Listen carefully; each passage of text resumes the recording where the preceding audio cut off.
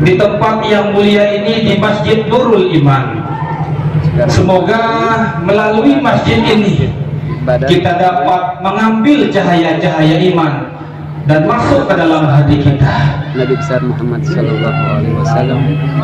Peristiwa Isra Mi'raj yang kita peringati pada malam hari ini berawal dari betapa baginda Nabi Muhammad sallallahu alaihi wasallam dalam menyampaikan dakwah. Beliau ketika mendapatkan ancaman, mendapatkan ujian, mendapatkan tantangan, ada dua orang yang mendukung penuh perjuangan beliau, yaitu istri beliau Siti Khadijah dan paman beliau Abu Thalib.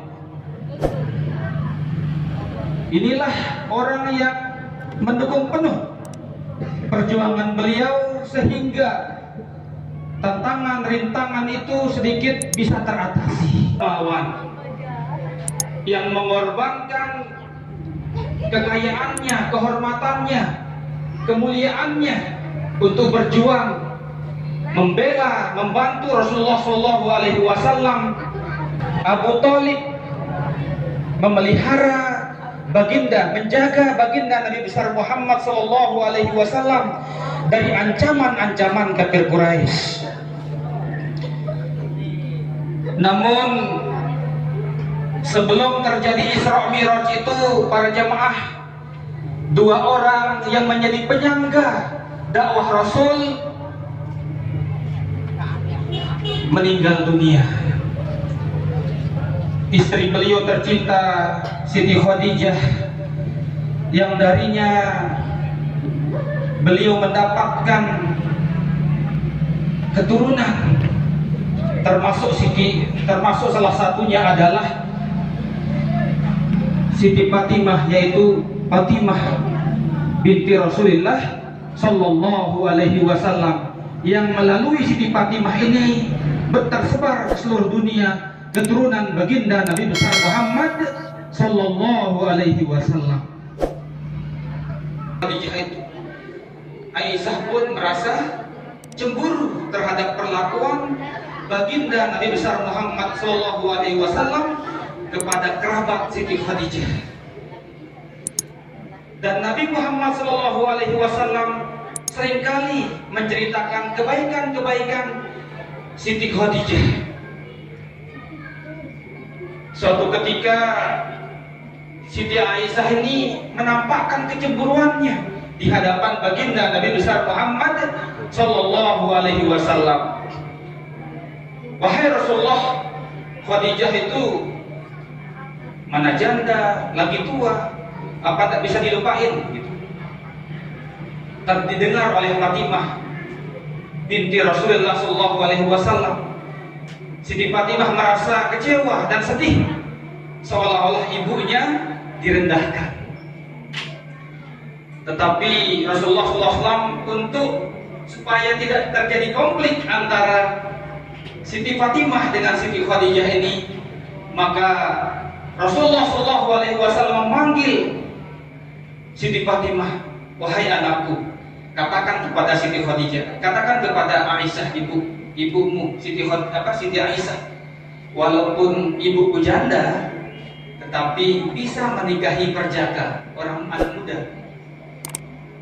Daripada Siti Aisyah, dia wanita cantik, tetapi yang didapatkan adalah orang yang sudah tua, yaitu baginda Nabi besar Muhammad sallallahu alaihi wasallam. Maka sejak itu Siti Khadijah tidak berani menyebut-nyebut lagi, meremeh-remehkan lagi Siti Khadijah. Itulah para jamaah awal permulaan yang melatar belakangi Nabi Muhammad sallallahu alaihi wasallam dihibur oleh Allah Subhanahu wa taala dengan melakukan perjalanan Isra dan Mi'raj. Karena baginda Nabi Muhammad sallallahu alaihi wasallam banyak mendapatkan ujian, ancaman dari kafir Quraisy. Bahkan ketika ancaman dari Mekah ya, beliau sempat ingin mencari keamanan di Taif, tetapi beliau juga ditolak, dilempar. Tetapi baginda Nabi besar Muhammad SAW tetap tegak, sabar menghadapi berbagai macam ujian, sehingga Nabi Muhammad SAW, karena betapa besar ujian yang dihadapinya, sehingga para sahabat pernah bertanya kepada Nabi Muhammad SAW, apakah dia merasa lemah, capek terhadap dakwah karena banyaknya tantangan yang dihadapinya. Tapi Nabi Muhammad SAW menjawab, "Adabani Rabbi fa ahsana ta'dibi." Aku dibimbing oleh Tuhanku, maka aku tetap tegak karena dibimbing oleh Tuhanku Allah Subhanahu wa Ta'ala. Para jamaah rahimakumullah, selanjutnya setelah menghadapi berbagai macam tantangan ujian, maka Allah Subhanahu wa Ta'ala, karena kesabaran baginda Nabi besar Muhammad SAW, kesungguhannya, kesabarannya sebagai hamba yang diamanahkan oleh Allah Subhanahu wa Ta'ala, sehingga Allah Subhanahu wa Ta'ala menghibur kekasihnya dengan Isra dan Mi'raj, yaitu peristiwa yang sangat agung, peristiwa yang sangat mulia, yang mungkin kalau hanya dipikir, hanya dicerna dengan akal pikir, mungkin kita tidak bisa terima. Tetapi karena Allah Subhanahu wa Ta'ala telah menyampaikan dalam Al-Quran, Nabi telah menceritakan kepada para sahabat sebagai orang beriman, maka keimananlah yang pertama yang harus kita tunjukkan. Akal pikir untuk menguatkan. Betapa tidak mulia perjalanan Isra dan Mi'raj itu para jamaah. Perjalanan Isra dan Mi'raj itu di dalamnya Rasulullah SAW diperlihatkan tanda-tanda kebesaran Allah Subhanahu wa Ta'ala, diperlihatkan surga, diperlihatkan neraka, diperlihatkan, dipertemukan dengan nabi-nabi terdahulu, bahkan bertemu dengan Allah Subhanahu wa Ta'ala. Itulah perjalanan yang sangat mulia, peristiwa yang sangat agung, peristiwa yang sangat mulia dalam sejarah Islam.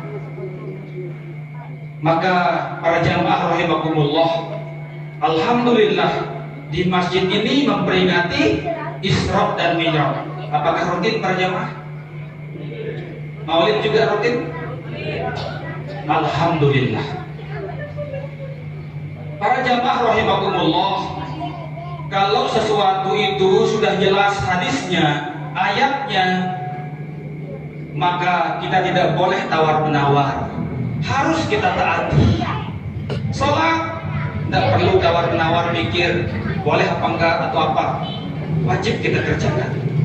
Tetapi terkait suatu perkara yang belum ada dalam Al-Quran dan hadis, kita punya kaidah para jamaah, al-ibratu bil ma'ani la bil mabani. Sesuatu itu diukur dengan nilai yang terkandung di dalamnya, bukan bungkusnya para jamaah. Memang Isra Mi'raj ini para jamaah tidak pernah dilakukan, peringatan Isra Mi'raj ini tidak pernah dilakukan oleh Rasulullah dan para sahabat. Tetapi kita tidak lihat itu isinya. Apa isinya? Tadi kita awali dengan bacaan Bismillah. Nabi Muhammad SAW mengajarkan kita kullu amrin zibalin la yubtada'u bismillahirrahmanirrahim fahuwa aqta. Kalau sesuatu perkara yang baik tidak diawali oleh bismillah, maka terputus, maka sia-sia. Alhamdulillah kita awali dengan bismillah. Apakah sesuai dengan perintah Nabi? Sesuai. Tadi selanjutnya kita mendengarkan lantunan ayat Al-Quran. Itu perintah Allah. Faqra'u ma tayassara minal Quran. Perintah Nabi, man qara'a harfan min kitabillah, dan lain sebagainya, sesuai dengan isinya, sesuai dengan perintah-perintah Allah dan Rasulnya. Jadi itu dalil kita para jamaah. Maulid besok isinya baca Quran, isinya pengajian.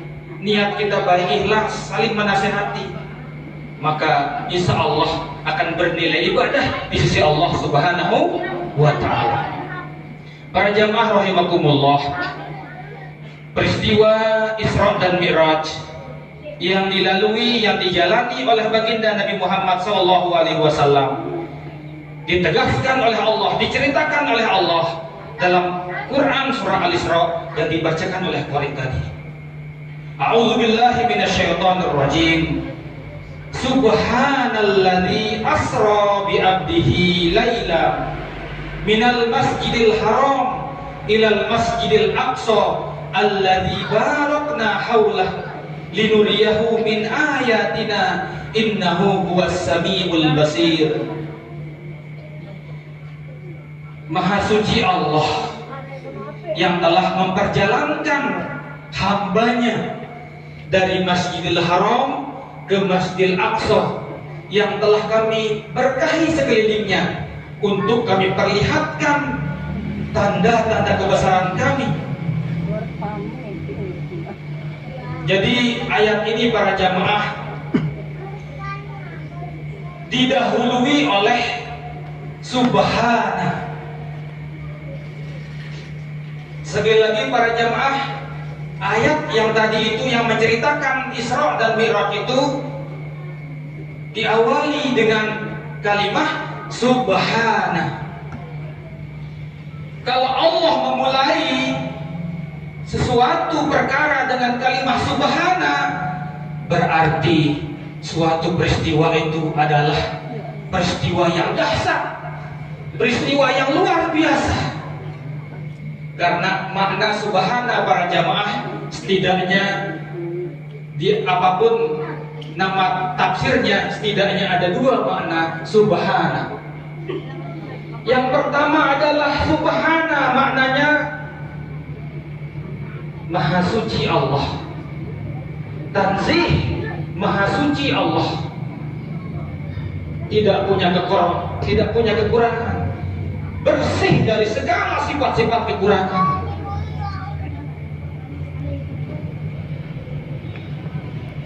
Dan Subhana itu juga bersih daripada sifat-sifat makhluk, bahwa Allah Subhanahu wa ta'ala laisa kamislihi syai', tidak ada yang serupa dengannya. Yang serupa saja tidak ada, apalagi yang sama. Yang serupa saja tidak ada. Itu makna Subhana. Maka ketika terlintas dalam benak kita Allah seperti ini, Allah seperti ini, maka wallahu laisa kadzalik, pastikan bahwa Allah tidak seperti itu. Maka kita segera kembalikan bahwa hapus itu pikiran-pikirannya begitu, bahwa Allah tidak seperti itu. Itu makna Subhana. Artinya apa para jamaah? Berarti kalimat setelah Subhana ini, yaitu Isra, adalah peristiwa yang tidak bisa diserupakan dengan sesuatu yang terjadi pada manusia. Kita tidak bisa menilai dengan ukuran manusia. Yang kedua para jamaah, makna Subhana adalah ta'ajjub, maha luar biasa ciptaan Allah. Itu makna Subhana, maha luar biasa ciptaan Allah. Lihat diri kita ini para jamaah, setetes mani seperti ini, gantengnya, cantiknya, kemampuannya dalam berpikir, melakukan sesuatu, Subhana, takjub, luar biasa ciptaan Allah. Itu makna Subhana. Asra bi 'abdihi, asra, Allah memperjalankan. Allah memperjalankan. Berarti bukan Nabi Muhammad yang berjalan, tetapi Nabi Muhammad diperjalankan. Kalau Allah yang memperjalankan, berarti Nabi yang Isra dari Masjidil Haram ke Masjidil Aqsa dalam waktu semalam, yang biasanya kalau dilalui oleh manusia biasa itu 1 bulan, tapi kalau Allah yang melakukan, bisa apa enggak para jemaah? Nah, inilah kita Isra Mi'raj ini mengembalikan kita untuk semakin yakin kepada kekuasaan Allah Subhanahu wa Ta'ala. Maka sekali lagi para jemaah, Isra itu jangan diukur dari segi ukuran manusia. Ukurlah Isra itu dengan ukuran Allah, karena Allah lah yang mengisrakan Nabi Muhammad, bukan Nabi Muhammad yang mengisrakan dirinya. Sehingga yang kita jadikan patokan ukuran adalah aturan Allah Subhanahu wa Ta'ala.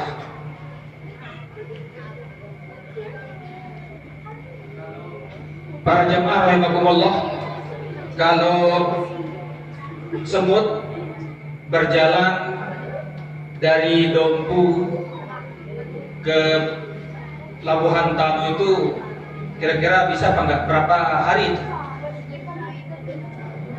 Tetapi kalau semut itu hinggap di saku kita, kemudian kita pakai mobil ke sana, lebih cepat mana? Itulah gambarannya. Nah, itulah asra, artinya Allah Subhanahu wa Ta'ala memperjalankan baginda Nabi besar Muhammad sallallahu alaihi wasallam. Jadi Allah lah yang mengisrakan Nabi Muhammad sallallahu alaihi wasallam bi abdihi, hambanya. Kenapa Allah tidak menyebutkan bi rasulihi atau bi Muhammadin? Kenapa Allah menyebutkan bi abdihi? Ini menunjukkan para jamaah tingginya derajat kehambaan seorang manusia. Ketika seorang manusia kualitas kehambaannya tinggi, maka akan diberikan karunia yang besar oleh Allah Subhanahu wa Ta'ala. Seperti tadi Nabi Muhammad SAW, apapun yang terjadi pada dirinya, ujian, tantangan, cobaan, dia hadapi, dia taat terhadap ketentuan Allah, amanah Allah, karena dia tahu dirinya sebagai hamba, maka diangkat derajatnya oleh Allah Subhanahu wa Ta'ala, diberikan karunia yang begitu besar, karena dia sebagai hamba yang kualitas kehambaannya sangat tinggi. Kita semua mudah-mudahan kita menjadi hamba Allah yang sejati. Menjadi hamba Allah yang sejati itu para jemaah tidak hanya sholat, tidak hanya puasa, tidak hanya haji zakat, tetapi taat terhadap seluruh aturan Allah Subhanahu wa Ta'ala. Kira-kira para jamaah, kalau kita sakit itu aturan siapa? Kalau COVID datang itu siapa yang punya aturan? Kalau suatu saat kita dapat ujian, itu siapa yang punya aturan? Kalau kita tahu itu adalah aturan Allah sebagai hamba Allah, kita taat atau enggak? Taat. Nah makanya taat kepada qada dan qadar itu berat. Hanya hamba-hamba Allah yang sejati yang bisa menjalankan ketentuan Allah Subhanahu wa Ta'ala. Karena apapun yang terjadi kalau dia sebagai hamba, dia tidak akan pernah putus asa. Sehingga derajat hamba inilah yang masuk surga para jamaah, dipanggil oleh Allah Subhanahu wa Ta'ala. ya ayyatuhan nafsul mutmainnah irji'i ila rabbiki radiyatan mardiyah fadkhuli fi ibadi. Nah ini, wahai jiwa-jiwa yang tenang, irji'i ila rabbiki radiyatan mardiyah, kembalilah kepada Tuhanmu dengan hati yang ridho, meridhoi, saling meridhoi. Radiyatan mardiyah, hamba itu ridho, dia diridhoi oleh Allah Subhanahu wa taala. Fadkhuli fi ibadi, ketika hamba itu ridho dan dia diridhoi oleh Allah, fadkhuli fi ibadi, maka dia sudah masuk ke golongan hamba. Kalau sudah masuk kepada golongan hamba, fadkhuli fi ibadi wadkhuli jannati, dipersilahkan masuk surga oleh Allah Subhanahu wa taala. Itulah kenapa Nabi Muhammad, kenapa Allah Subhanahu wa taala menyebut bi abdihi. Sekali lagi, karena tingginya kualitas kehambaan baginda Nabi besar Muhammad sallallahu alaihi wasallam. Lailan, apa arti lailan para jamaah? Malam. Kalau kita belajar nahu, lailan itu namanya mufrad, bentuknya tunggal, artinya satu malam, bukan beberapa malam. Lailan satu malam. Jadi Allah Subhanahu wa taala mengisrakan Nabi Muhammad SAW lailan, pada hanya satu malam. Minal masjidil haram ilal masjidil aqsa, dari Masjidil Haram ke Masjidil Aqsa. Di mana Masjidil Haram? Di Makkah, di Bakkatal Mubarakah. Ada yang sudah ke sana, ada yang belum. Yang sudah mudahan bisa kembali lagi, yang belum mudah-mudahan bisa ke sana. Amin. Jadi para jemaah rahimakumullah, Masjidil Haram itu adalah masjid yang pertama kali ada di muka bumi ini. Siapa yang membangun Masjidil Haram?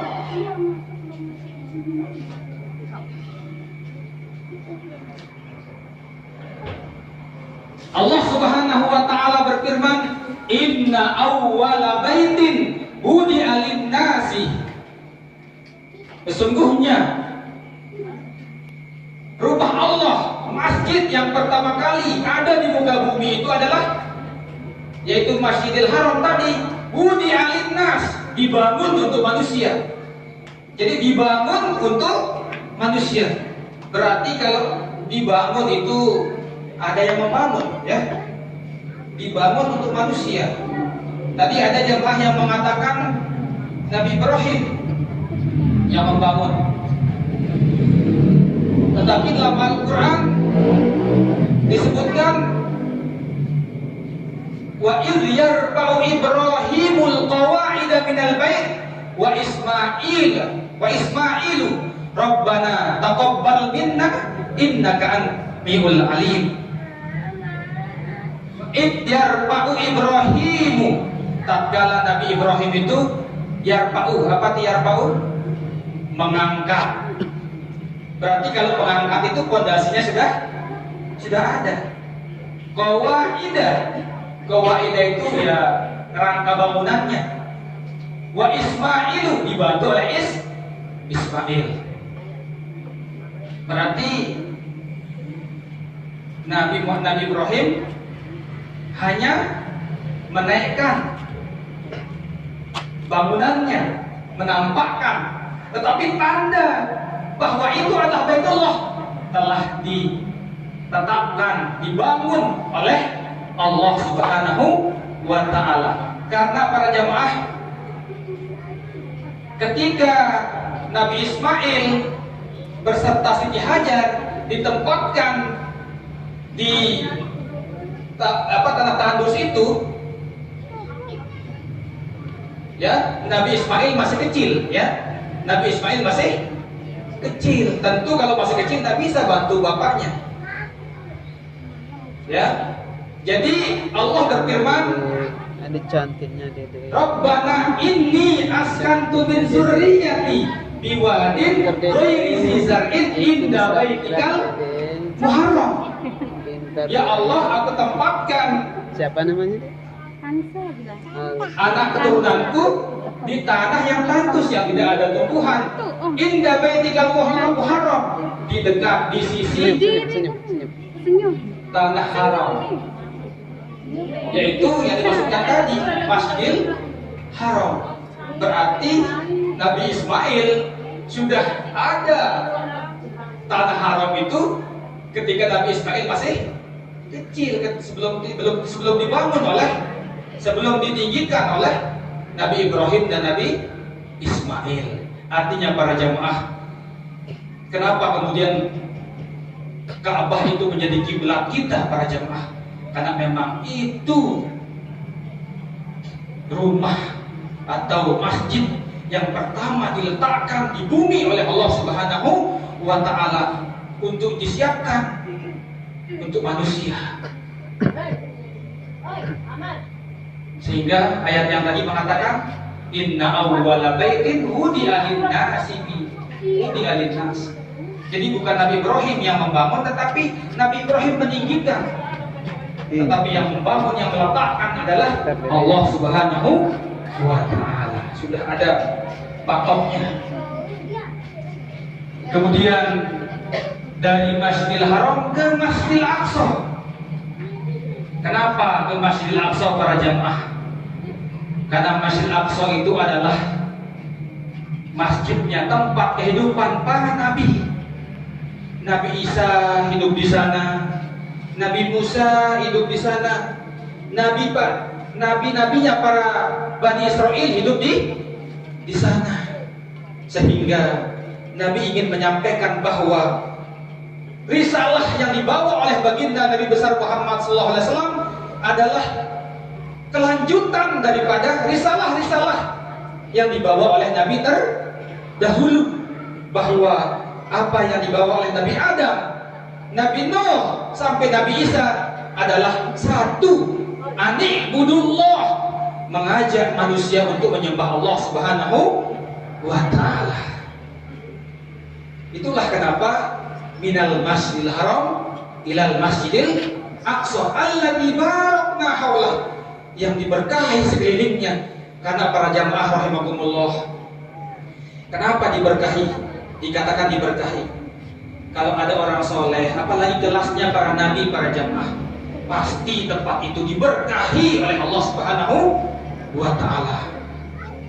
Para jamaah, apa air yang paling mulia, paling berkah di dunia ini? Apa para jamaah? Air Zam-Zam.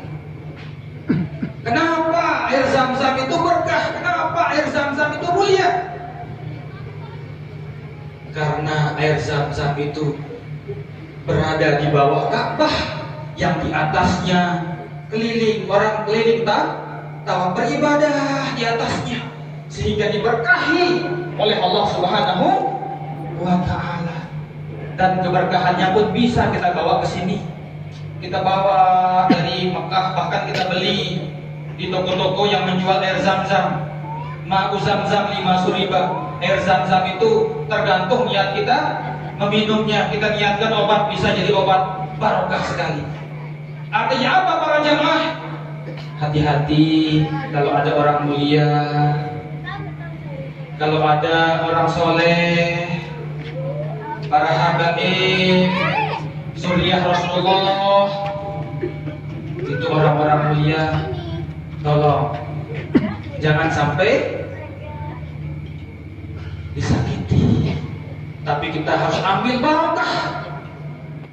Karena orang-orang soleh itu tentunya diberikan keberkahan oleh Allah Subhanahu wa Ta'ala. Jangankan dia hidup para jamaah, beliau meninggal pun dibawa keberkahannya. Jamaah di sini boleh ziarah kubur apa enggak? Boleh ziarah makam apa enggak jamaah di sini? Boleh. Karena para jamaah, sesuatu yang berkah itu setidaknya ada 3. Sesuatu yang berkah itu karena tempat. Sesuatu itu menjadi berkah karena tempat. Sesuatu itu menjadi berkah karena waktu. Yang terakhir, sesuatu itu menjadi berkah karena orang. Masjidil Haram, Madinah, Masjidil Aqsa, kenapa menjadi mulia? Kenapa berkah? Kan tempatnya dimuliakan oleh Allah. Ramadan kenapa begitu mulia? Rajab kenapa begitu mulia? Karena waktunya dimuliakan oleh Allah. Ada juga manusia dimuliakan oleh Allah Subhanahu wa taala, orang-orang soleh. Dan orang yang meninggal, orang yang soleh yang meninggal itu para jamaah, dibawa nggak kesolehannya atau ditinggal di bumi di atas dunia ini? Dibawa keberkahannya, kealimannya, ilmunya dibawa. Maka karena dia dibawa, maka makamnya termasuk tempat yang berkah. Karena di dalamnya ada orang-orang yang mempunyai keberkahan. Kita bukan meminta kepada orang yang sudah mati, tetapi karena tempat itu ada orang yang mulia, Allah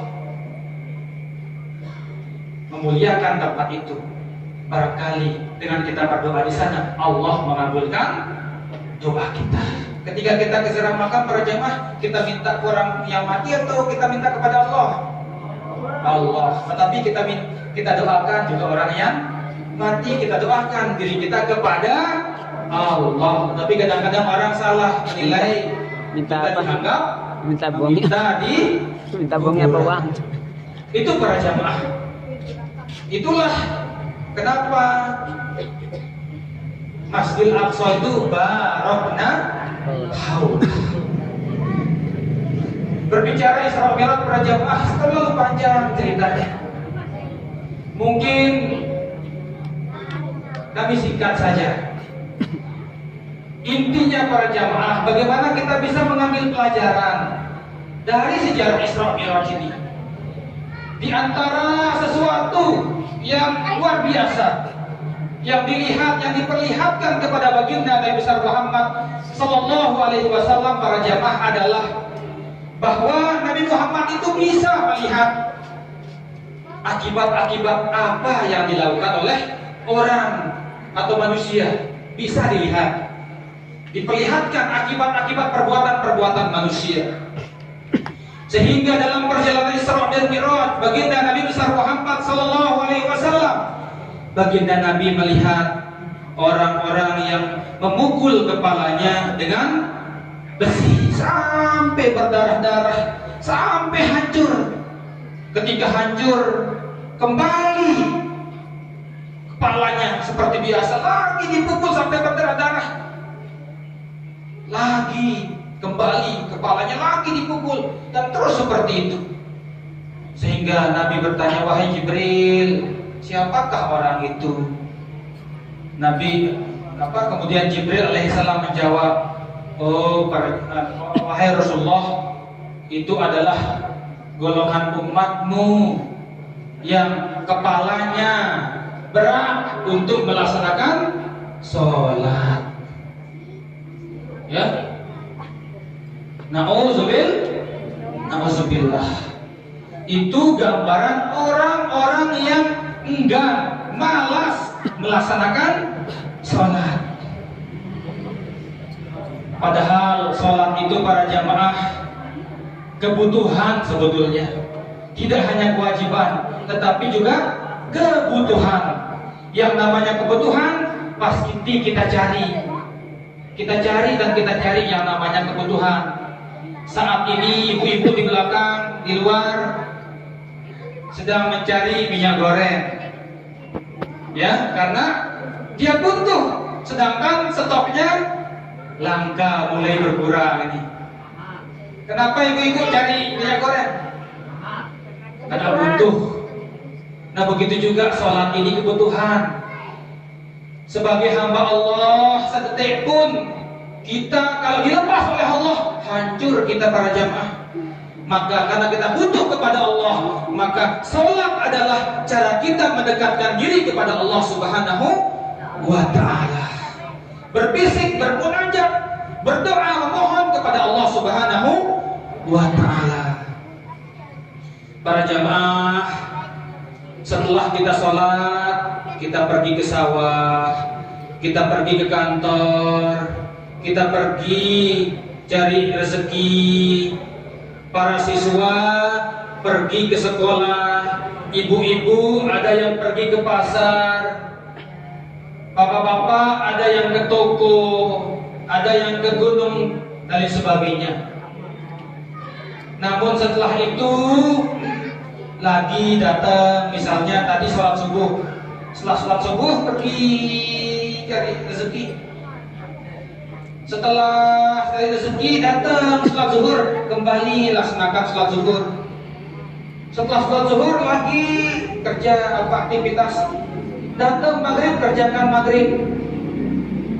Setelah maghrib kerjakan aktivitas. Datang isya lagi sholat isya. Istirahat setelah sholat isya, datang subuh.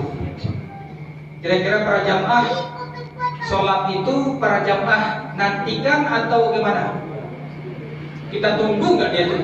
Setelah sholat zuhur asar, setelah sholat asar maghrib, isya, subuh, terus berputar kehidupan kita ini. Kalau kemudian kita jadikan sholat itu patokan daripada kebaikan kita, berarti kita dari sholat yang satu ke sholat yang lain, artinya kita pindah dari kebaikan yang satu kepada kebaikan yang lain. Setelah sholat sekali lagi cari rezeki di kantor, sawah, datang kebaikan lagi. Itu kalau kita jadikan sholat itu patokan kebaikan. Tentu banyak sekali pintu-pintu kebaikan. Tetapi contoh ini, berarti kita telah pindah dari kepada kebaikan yang satu kepada kebaikan yang lain. Kalau seperti itu kita para jamaah, insya Allah kita akan selamat dan mati dalam keadaan husnul khatimah. Para ulama mengatakan, yamutul mu'minu bainal hasanataini. Seorang mukmin itu akan mati antara dua kebaikan. Ya, kalau orang mukmin itu mati antara dua kebaikan. Hasanatun qad qadaha wa hasanatun yantasiruha.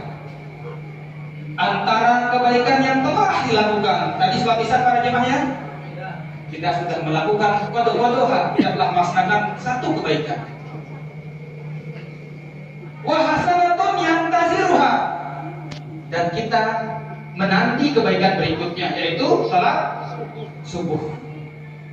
Kalau kita jadikan sholat itu sebagai penantian, kita bergantung hati kita kepada sholat karena kita ingin senantiasa bermunajat, nyambung dengan Allah Subhanahu wa ta'ala. Bagaikan ini yang muda-muda nih, antara kekasih dan kekasih, atau suami istri, antara sang kekasih dengan kekasihnya. 1 jam aja tak telepon, kangen telepon makanya. Sehingga banyak yang mengatakan sholat 5 waktu itu adalah nomor teleponnya Allah. 2, 3, 4, 4, 4. Karena melalui angka itu kita bisa langsung telepon dengan Allah Subhanahu wa ta'ala. Sekaligus Mi'rajul mu'minin as-salat. As-salatu mi'rajul mu'minin. Salat itu adalah mi'rajnya orang yang beriman. Itu para jamaah yang pertama, fenomena yang diperlihatkan oleh Allah kepada Nabi. Beliau atau Allah Subhanahu wa ta'ala memperlihatkan kaum yang memukul-mukul kepalanya sampai berdarah, sampai hancur, kembali seperti semula lagi dipukul dengan besi sampai hancur lebur. Itu adalah orang-orang yang melalaikan sholat. Para jamaah rahimakumullah, kalau anak kita yang masih kecil-kecil belum baca tulis, merasa risih apa enggak? Merasa kecewa apa enggak? anaknya belum bisa nulis, sebentar lagi mau masuk SD tapi belum bisa baca, belum bisa nulis. Kecewa apa enggak? Mana lebih kecewa kalau anak kita sudah besar atau mau masuk SD tapi tidak bisa sholat? Nah, seharusnya adalah kita lebih marah, lebih kecewa kalau anak kita sudah beranjak remaja atau sudah besar tetapi belum bisa sholat. Karena sholat itu adalah sesuatu yang sangat penting dalam kehidupan kita, sesuatu yang menjadi inti dalam agama kita, sehingga disebutkan as-sholatu imaduddin. Sholat itu adalah tiang agama. Kalau tiang hancur, hancurlah. Makanya mari kita didik anak-anak kita, kita ajak anak-anak kita untuk ikut sholat ke masjid. Mohon maaf, jangan hanya perintah saja, tapi diajak. Ayo nak sholat sana, tapi bapaknya, ibunya masih nonton TV. Ayo nak sholat sana, bapaknya masih kerja.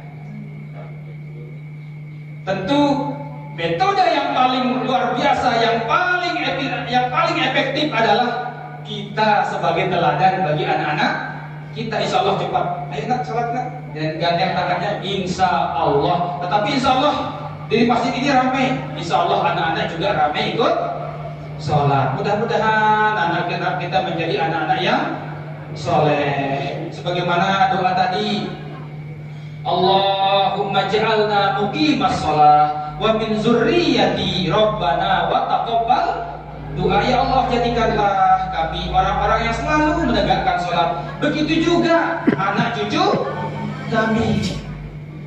Nah itu, begitu juga anak cucu kami. Jangan sampai ada anak cucu kita para jamaah yang kafir, yang syirik, yang jahat, yang maksiat. Amin. Sebagaimana doa-doa Nabi Ibrahim alaihissalam, dia mendoakan anak keturunannya supaya menjadi anak keturunan sampai akhir zaman, menjadi anak-anak yang soleh. Sehingga makanya terkabul doa Nabi Ibrahim itu para jamaah. Anak-anaknya keturunan Nabi Ibrahim itu banyak menjadi nabi, sehingga beliau diberikan gelar Abul Anbiya, bapaknya para nabi, karena doa beliau. Ya, karena doa beliau. Makanya kita juga para jamaah, terutama ibu-ibu, doakan anak kita menjadi anak-anak yang soleh.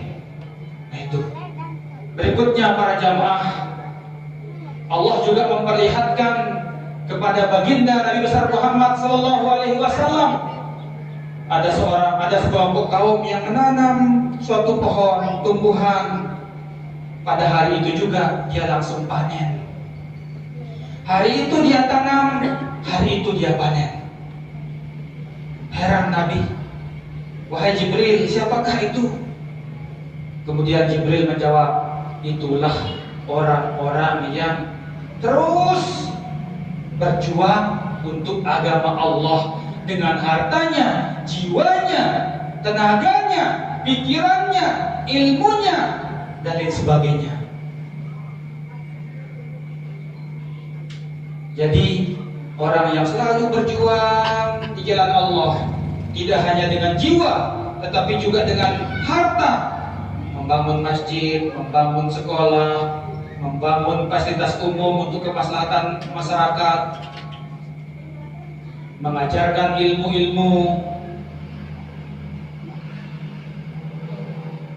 membuat TPQ tempat anak-anak kita ngaji, berjuang di jalan Allah, akan dilipat gandakan pahalanya oleh Allah Subhanahu wa Ta'ala secara tunai, langsung ketika dia berbuat dibalas. Itu gambaran orang-orang yang berjuang di jalan Allah Subhanahu wa Ta'ala, termasuk bersedekah, membangun masjid, termasuk memasukkan koin di kota amal untuk pembangunan masjid, untuk pemeliharaan masjid, termasuk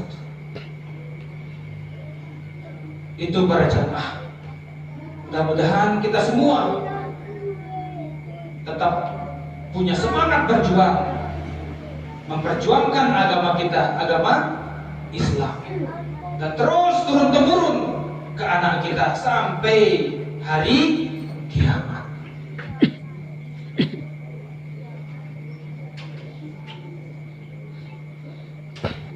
Itu para jamaah.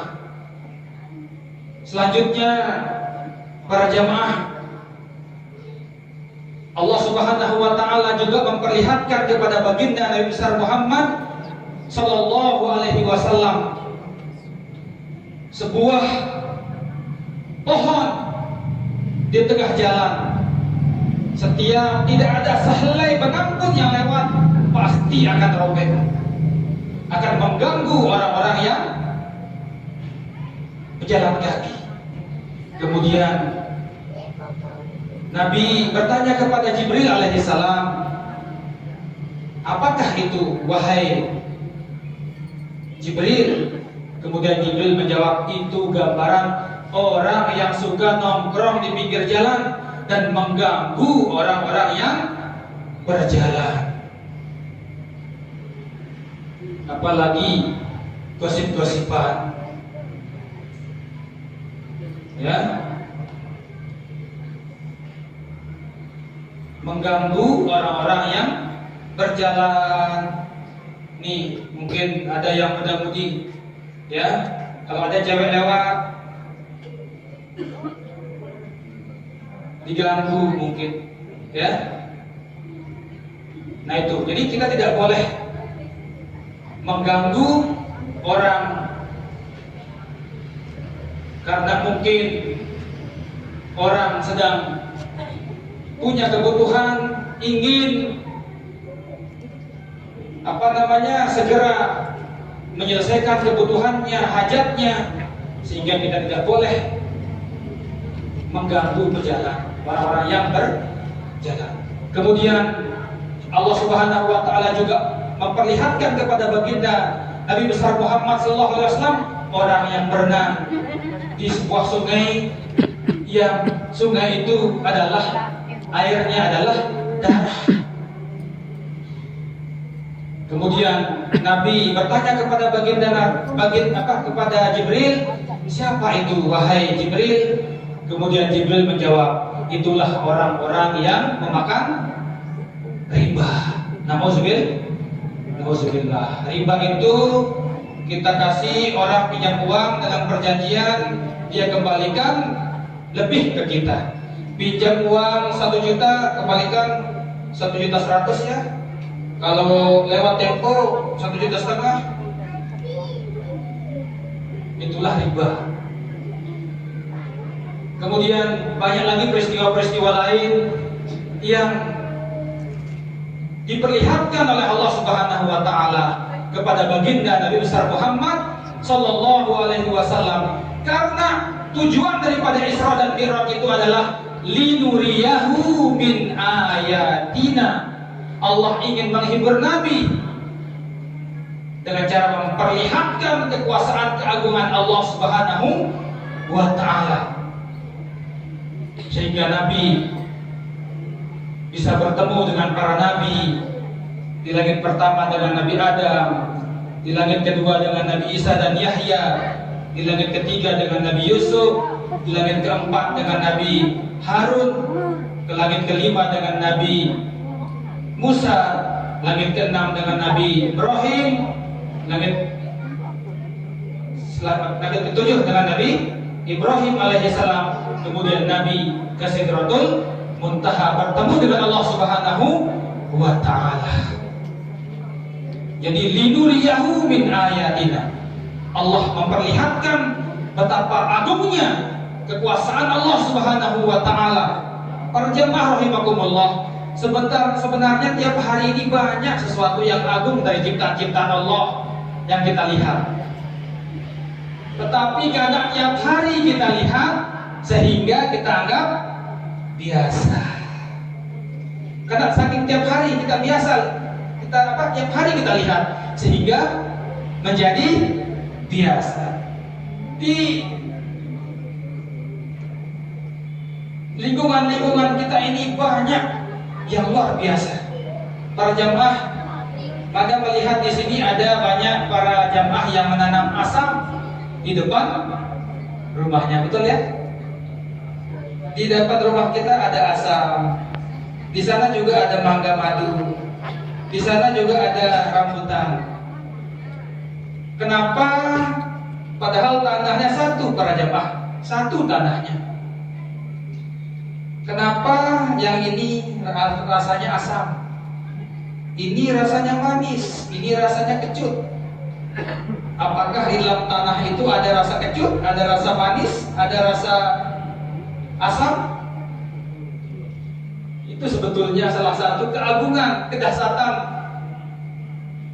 yang sering terjadi kita lihat sebenarnya. Tapi karena terlalu sering kita lihat, akhirnya biasa. Yang paling luar biasa adalah diri kita ini para jamaah. Asal kejadian kita apa? Kok bisa berpikir begitu tinggi, luar biasa, bisa membuat pesawat, bisa membuat sesuatu yang canggih. Padahal kalau kita berpikir, asal kita apa? Mani. Itulah keagungan ciptaan Allah Subhanahu wa ta'ala. Para jamaah rahimakumullah, kalau dokter meneliti tubuh kita ini secara keseluruhan, kalau dokter yang bisa mengobati seluruh macam penyakit, itu namanya dokter umum, belum spesialis. Ya, dokter umum.